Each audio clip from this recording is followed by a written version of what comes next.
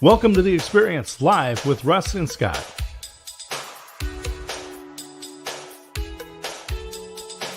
Join us every Wednesday at 7 a.m. Pacific, 10 a.m. Eastern on LinkedIn, YouTube, and Facebook.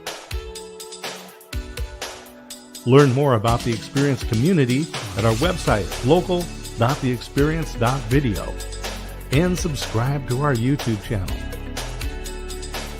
The Experience is brought to you each week by these great sponsors.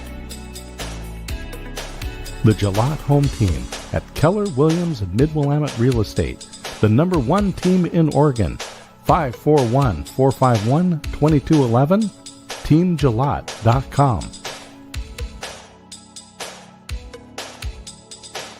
Make 2025 your best year ever. Set and track your goals with the Independent Planner. Designed for entrepreneurs by an entrepreneur. Supplement your digital calendar. Independent-planner.com. The Jim Coleman Insurance Agency. 541-753-2500.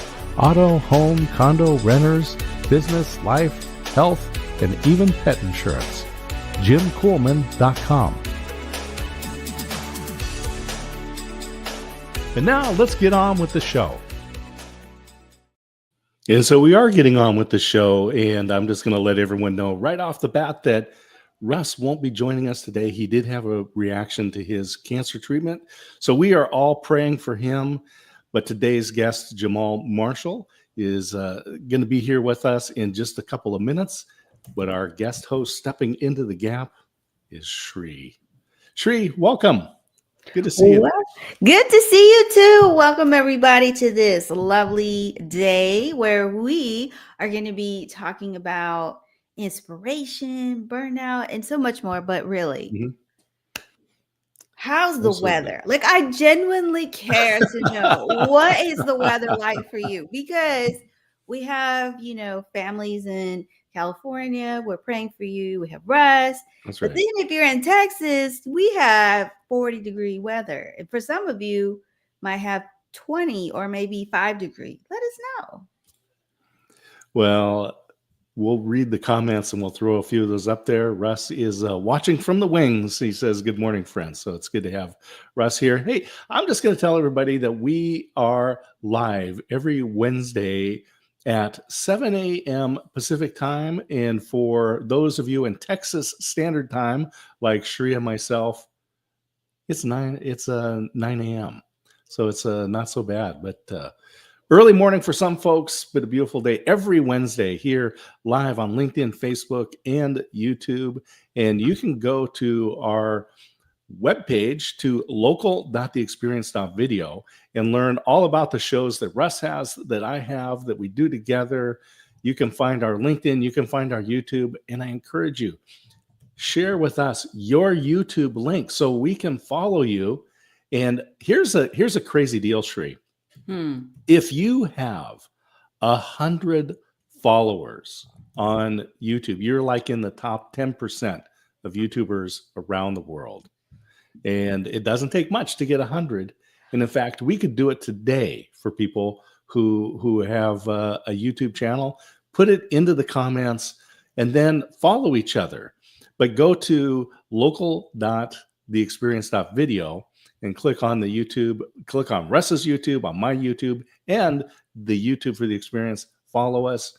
We'll follow back. It's good for everybody. Well, for me, I have 62 followers. I'm trying to get to 100. So I will definitely share my link. But we're not here to learn more about me. Who are we really here for? Yeah, so we've got Jahmaal, who's our guest today. And I will just tell everybody that as a motivational listener, I love the name of his business. We're going to learn a lot about that. And we're going to bring him in just a moment. Shri, what have you got going on this week, and how can people get a hold of you as well? So I have an Ask Me Anything live tomorrow, which is really big for me because I haven't done one of those in so long. So that is, I do social media.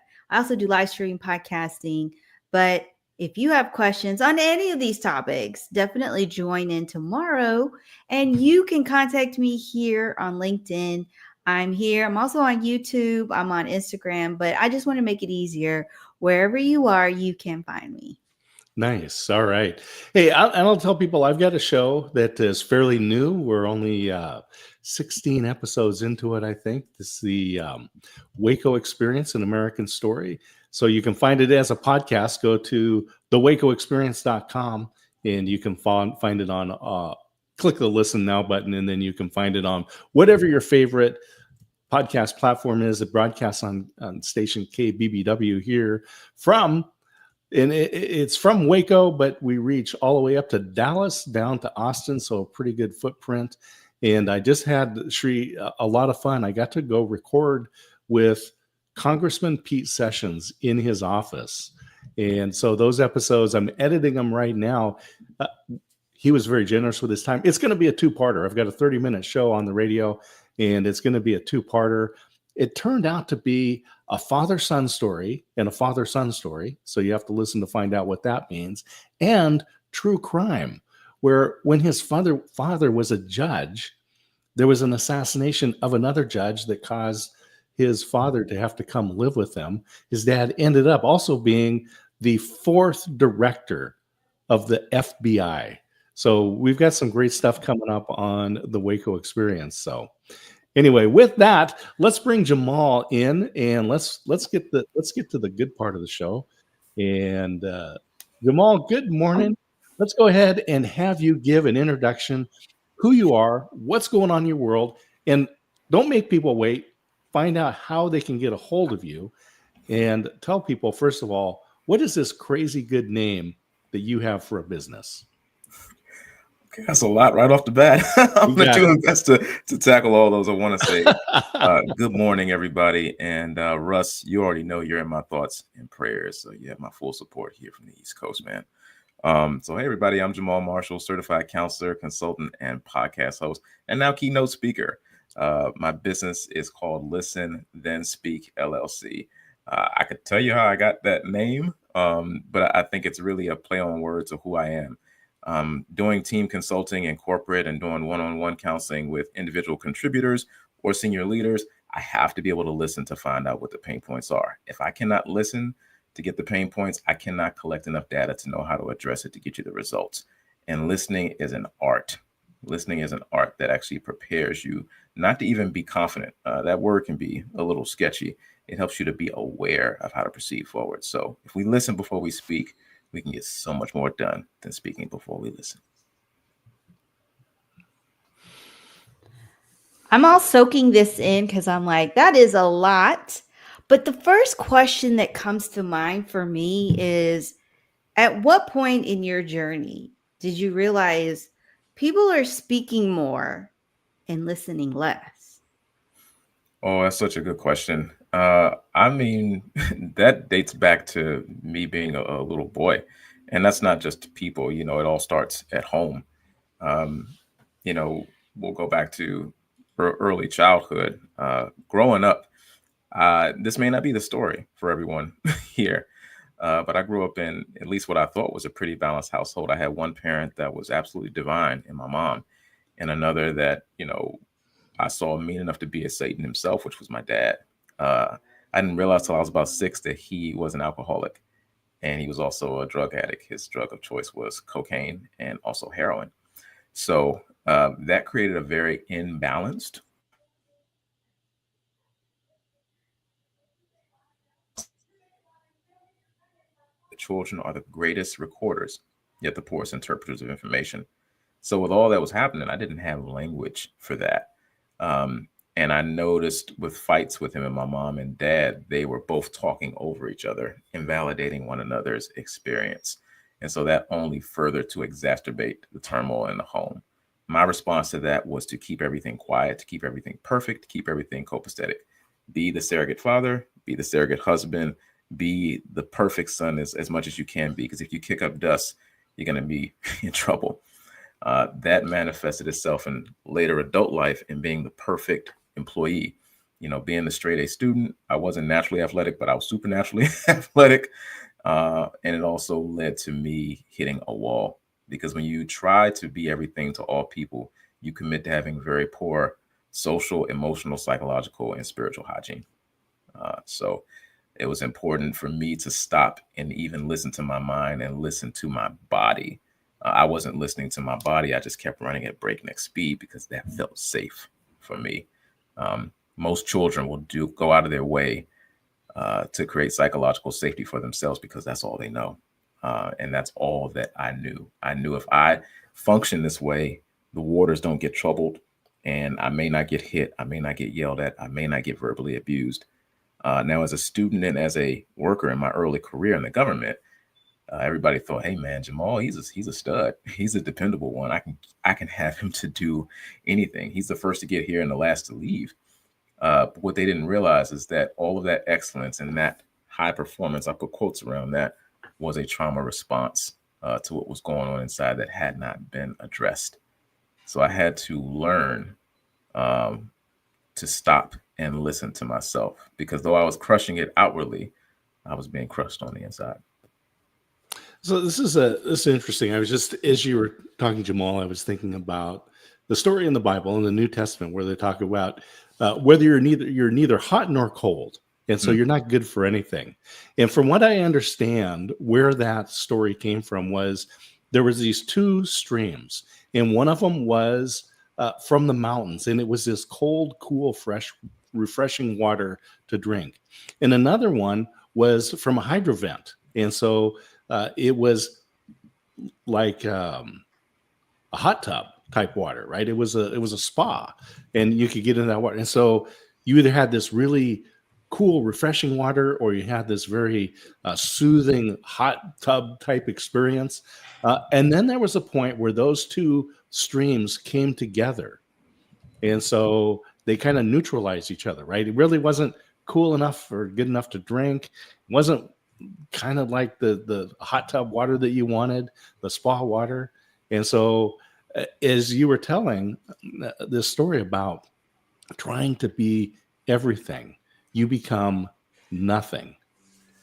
So can you kind of continue on with that? And let's talk about the folks that you work with, people who come to work with you.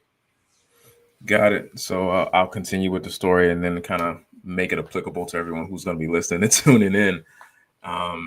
You take that to later in life in three different business categories. I've worked government, I've worked corporate, I've worked nonprofit. Also, now I'm a business owner. All four of those have very different stresses, very different atmospheres. But one thing is key is that I still brought myself into each of those environments. Frame up, once I had left the government, I actually went into counseling myself.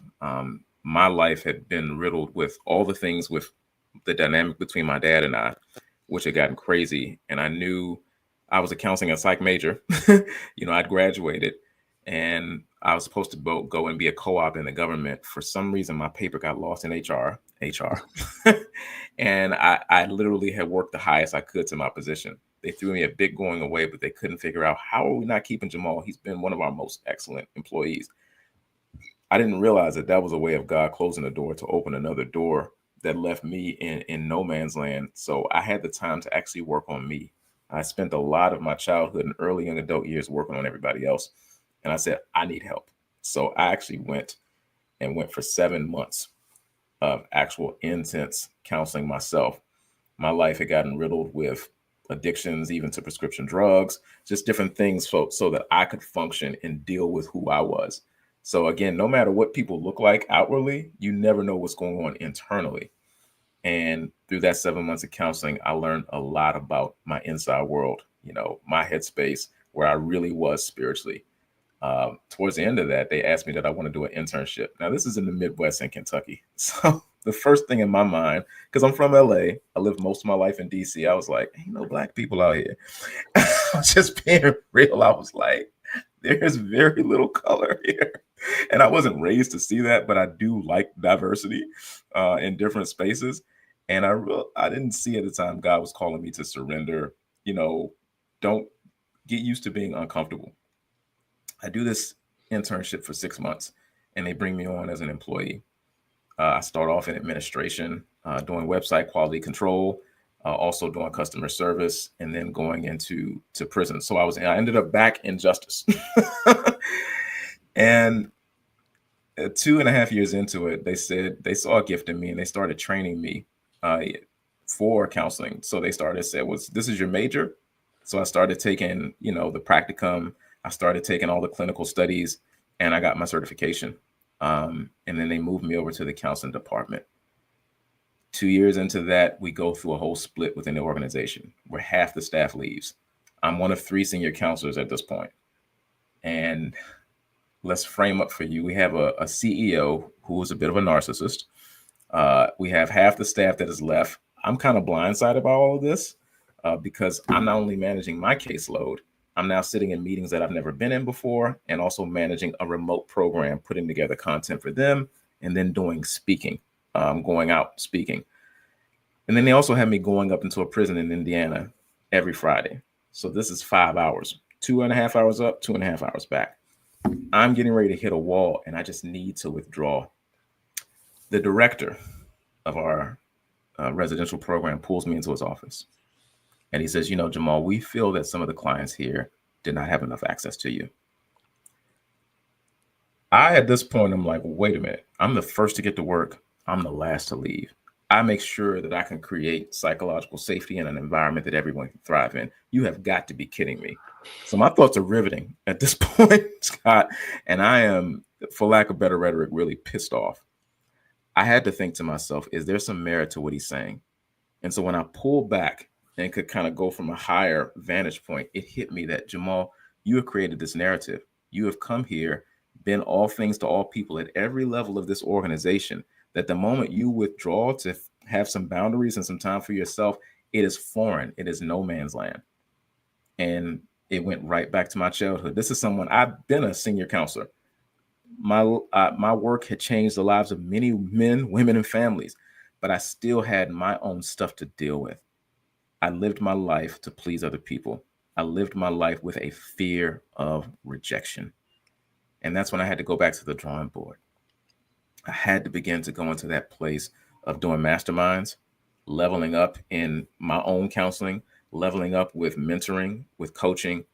And now I've gotten to the point, this was years ago, where I developed a renew and rewire framework that came out of all of that. And so going back, into work, I was committed to, I cannot be the version of me that the staff wants me to be. And all these people, that's a lot of people to manage that version in their minds. I can only do the best I can. But it took a long time to get there. And when I got there, I noticed that the staff under me, began to thrive. But it started with me first. You can't expect Thrive culture without until you have Thrive culture within. So that was a huge stepping stone that today, I've left the organization years ago, but I was a pillar at that organization before I left and resigned. But I was willing to take the risk to not only talk about boundaries, but to have boundaries and non-negotiables established, not being led by trauma and the fear of rejection, but actually being led by absolute truth. There's a scripture in the ancient word of God that says you'll know the truth and the truth will make you free. I had to actually go back, even having been one who taught and who counseled and took people through truth, to actually rediscover that truth myself. The first thing that comes to mind for me is, for a long time, you were wearing this mask. Mm-hmm. And you were like, this is just who I am. But in your journey, I know you spoke about how you had your boss who showed you, hey, you're not being there for the clients. But I can imagine there was another time that you had an aha moment, which really changed everything. And what was that moment where you realized, you know what, I'm wearing this mask and I need to take it off and I need to be me? What was that moment? Sri, that's such a great question. I had lived for so many years in fear. All I had known to do was to be safe. All I had known is, like, if this didn't feel safe, if this didn't feel right, if I could kind of project onto another person what I thought they were thinking about me, I had to change that. And so even that confrontation with my director back then was what I had already built into everyone. I'd already built into them that they have access to me at all times. And so they were just playing their role in the movie that I had written for them. This was a narrative that I created, but it made me feel safe if I could please everyone, or if I thought I could, or if I always said yes or was always available. I was told by the former director, because we had 2 directors, he said, Jahmaal, I noticed something about you. You always answer your phone. And at the time, I didn't even think about it until years later. It's just like, that is really poor physical and mental hygiene to always be available. Oh my goodness. And then the environment, the CEO who had founded the environment was a former cop in LA. And so it was a very hierarchical structure, and it was built on fear. It was built on authority, very authoritarian. And so I would do anything I could to fit into that. And, one day, it was around like 2013, but more importantly, 2015, it hit me like, Jahmaal, these things are out of your control. You're literally trying to control the uncontrollables. Control the controllables and let the chips fall where they may. I was married to perfectionism, and I had to make a great divorce from that fallacy, because perfectionism is a fallacy. It's non-existent. Yeah, you talked about some of the helps that you had. So you talked about things like mastermind. And I want you to explain for folks that aren't familiar with maybe you've heard the term, but don't know what the process is. And then let's talk about the process that you take people through to get success. Got it. So with masterminding, you come with everything that you have, and then you rewire. This is what I'm thinking. Now, how do I become the master of this domain? Because obviously my output is showing that I'm not. I have become obsessed with external behavior. And I didn't realize, even as a counselor who could affect change in hundreds of families, my LinkedIn recommendation doesn't tell you half of the work that I've done over the past 14 to 16 years.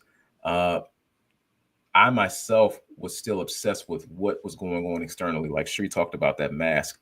And so I had to then go mastermind, like, okay, where are you with this internally?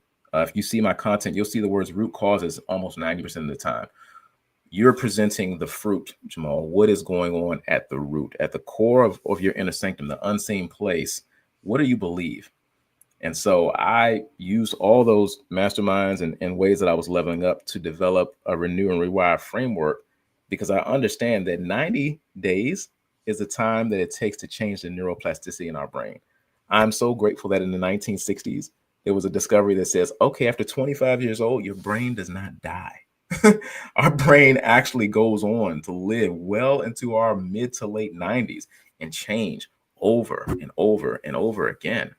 And so I didn't realize that you can actually rewire the way that you think, what you believe, and ultimately rewire how you behave.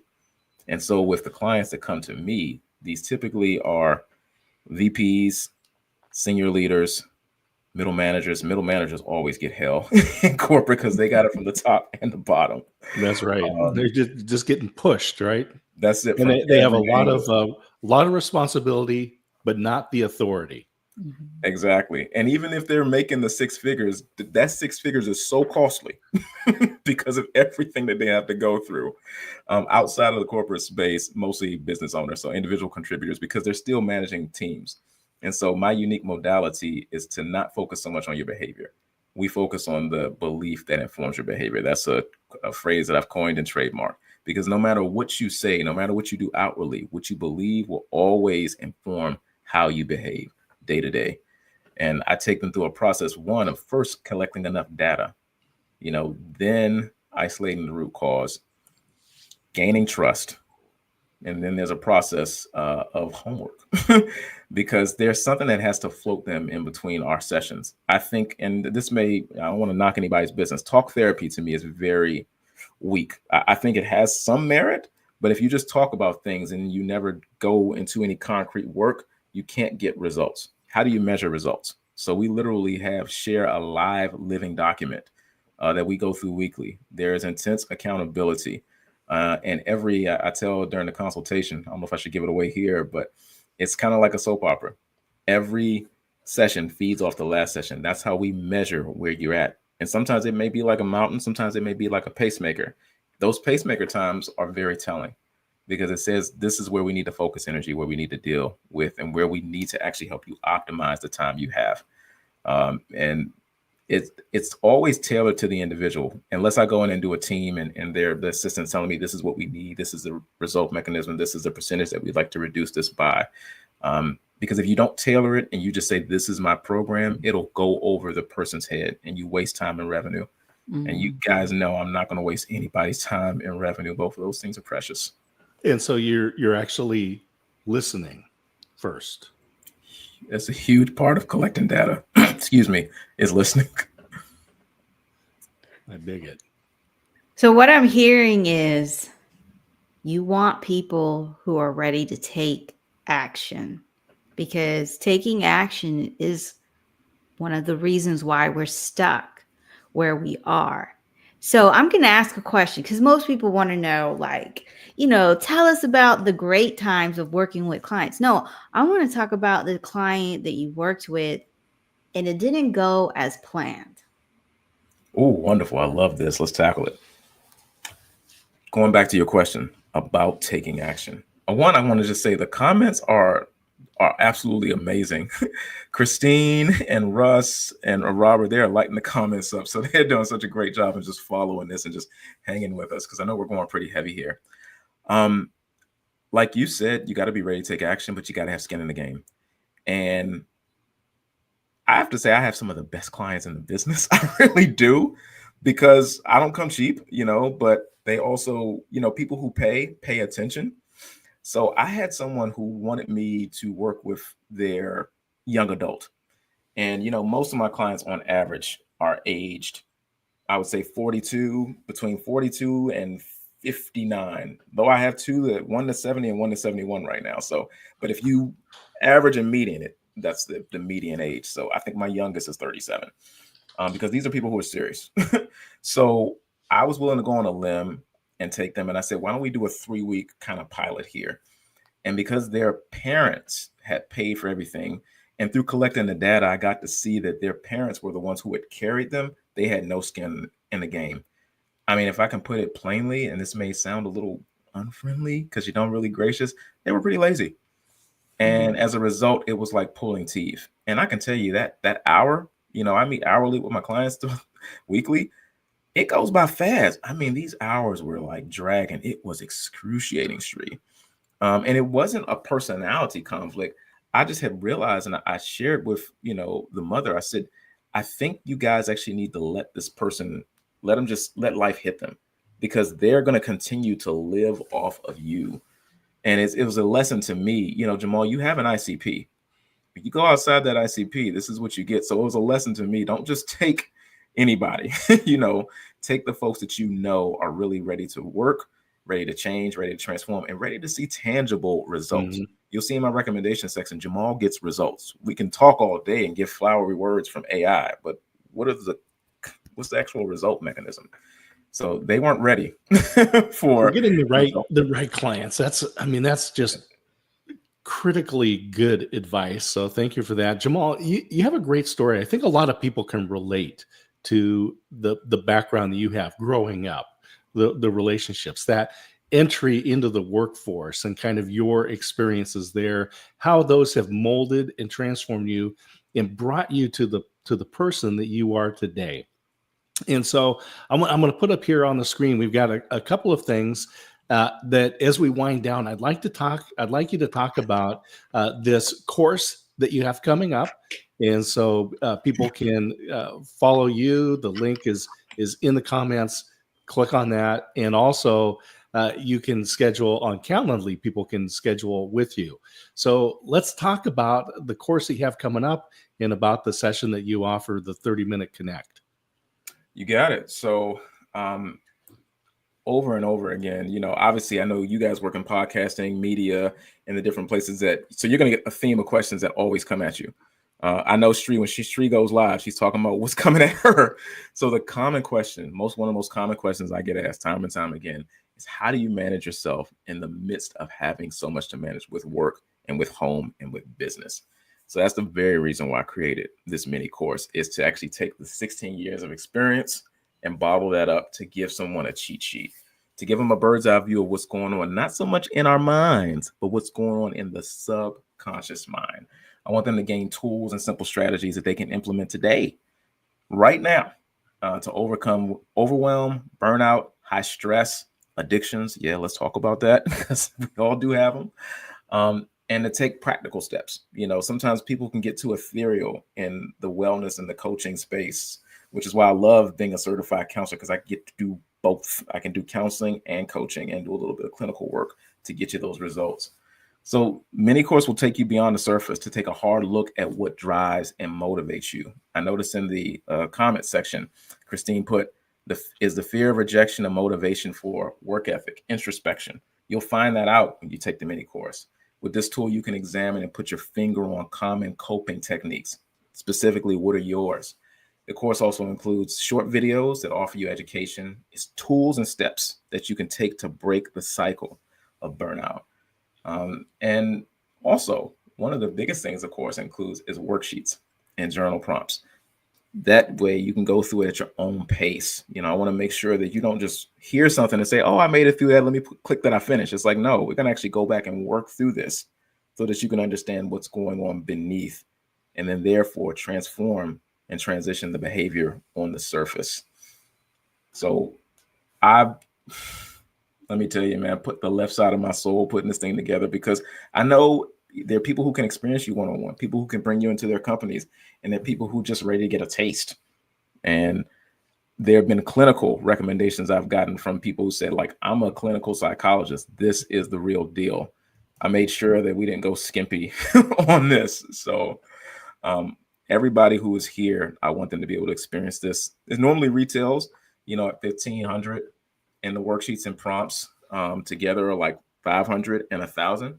I busted way down to $397. But for people who are tuning in here, who are on this live show, there is a prompt, LinkedIn Wellness. If you use that, it goes down to $97, because I don't want money to be an issue. The value may be sky high, but I want people to experience that. I'm not trying to gatekeep this thing, because I see what goes on. No matter what people say, I know what my DMs look like. I know the concerns that come at me. I know that folks who listen to the podcast who contact me. And if you're stuck, I want to make the decision easy for you. Go ahead and sign up for that thing. Grab the link and don't just look through it. Actually go into there, because you'll get access to the worksheets and the modules, when you make that purchase. And you also get a debrief with me. You get a call with me afterwards. So I really, really want to see people win. And Sri, you know me personally offline, you know how I roll, man. So, and if you see this for your neighbor, you say, you know what? I know someone, a leader, a CEO, business owner who can use this. Send this to them with that code. Yeah, I'll give you permission to do that. We don't want to waste any more time, man. So that's the product. The next thing I think is the discovery call link. That's just if you say, you know what? I've heard enough from Jahmaal today. The course will be great, but I know I need to get to work now. Go ahead and make an appointment on that link. And that's a free discovery call, so we can just kind of get a feel for where you are and see if we're a good fit and if you're ready to get to work. And there you have it. If you know someone, I can already think of someone that I would send it to.